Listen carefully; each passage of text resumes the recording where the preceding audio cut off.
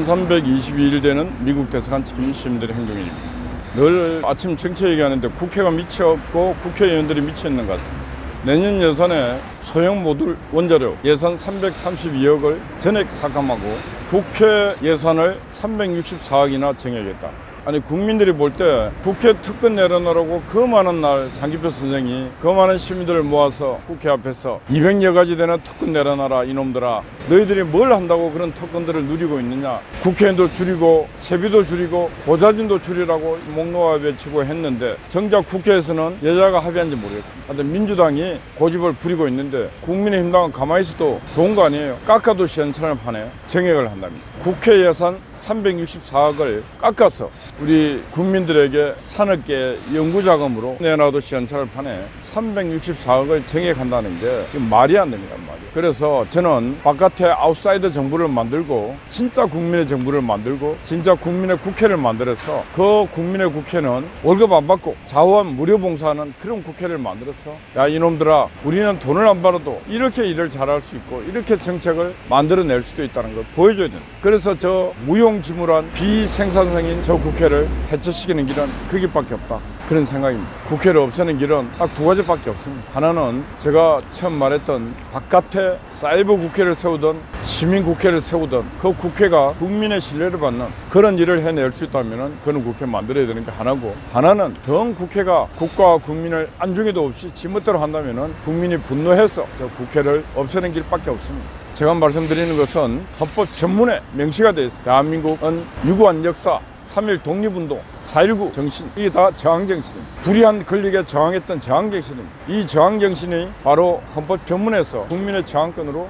명기되어 있는 것입니다. 그래서 저는 시민들이 언젠가 일어날 날이 다가오고 있다는 것을 저는 예감하고 있습니다. 역사는 돌고 돕니다. 역사란 과거와 현재의 끊임없는 대화라고 그랬습니다. 그 대화를 통해서 대안을 찾는 것입니다. 이 역사입니다. 이승만 정권이 무너지고 전두환 노태우 대통령 정권도 김영삼 정권도 다 순환 되는 것도 바로 권력을 제어하지 못한, 세련되게 제어하지 못한 그런 부분이 있었기 때문입니다. 그런데 지금 대한민국 국회를 보면은 역대 권력자들이 누리지 못한 모든 권력을 다 누리면서 생산성은 전혀 없는 비능률, 막가파, 저질 쓰레기 인간들이 거덕거덕 넘치고 있는 것이 지금 대한민국 국회입니다. 그럼에도 불구하고 부끄럼진도 모르는 인간들이 국민을 호령하려고 하고 있습니다. 용서가 안 되는 것입니다. 그래서 이번 소형 원자료가 지금 세계적인 추세인데 그 개발하려고 330억 정도 예산을 줘도 시원찮을 판에 그걸 완전히 깎아버리는 저 국회야말로 대한민국 땅에 존재할 필요가 없다, 그런 말씀 드립니다. 윤석열 대통령이 미국 에이펙 방문회에서 지금 영국 또 국빈 초청을 받아 갑니다. 민주당에서는 윤석열을 제어할 길은 탄핵밖에 없다 해갖고 민주당 극성파들은 탄핵하자고 얘기하고 있습니다. 윤석열 대통령은 탄핵을 하려면 해봐라 하고 있습니다. 정치라는 것은 극대 극으로 갖고는 안 됩니다. 네 해보려면 해봐, 그런 식으로 가서는 안 되고 어떻게 되든 간에 협치를 해야 됩니다. 협치를 하려면 어떻게 해야 되는가? 지금 제가 볼 때 길을 찾는 책사가 없습니다.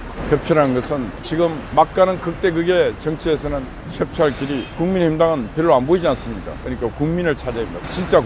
진짜 국민의 세를 모아서 그 힘으로 여야 정치를 펴야 하는 것입니다. 진짜 국민, 비제도권의 거의 90%가 진짜 국민이 있습니다. 그 국민들에게 고개를 돌리고 그 국민들의 손을 잡고 한다면 한국 정치의 새 길은 열린다, 큰 강이 된다, 그런 말씀을 드립니다. 근데 그 길을 어떻게 찾을 것인가?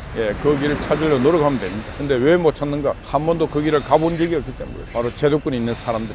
민주당은 늘 그 길에서 같이 생활했기 때문에 그들이 많습니다. 그러나 국민의힘당, 용산 그 길로 갔던 사람들이 거의 없기 때문에 그 길이 무슨 길인지도 모르고 있습니다. 그래서 국민의힘당 용산의 길이 안 보이는 것입니다. 힘세다 그래서 무조건 총을 쏘고 칼을 베고 하던 시대는 지났습니다. 민주주의 정치라는 것은 민심을 얻는 자가 끝내 천심을 얻는 것입니다. 민심을 얻지 못하는 자는 절대로 천심을 얻을 수가 없는 것입니다. 아웃사이드에 있는 90%의 민심은 외롭습니다. 90%의 민심은 훌륭한 지도자의 안내를 요구하고 있는 것입니다. 어제 밤에 종청화재가 또 수고를 많이 했습니다. 아침 일찍 송화재가 변함없이 근무를 수고했습니다.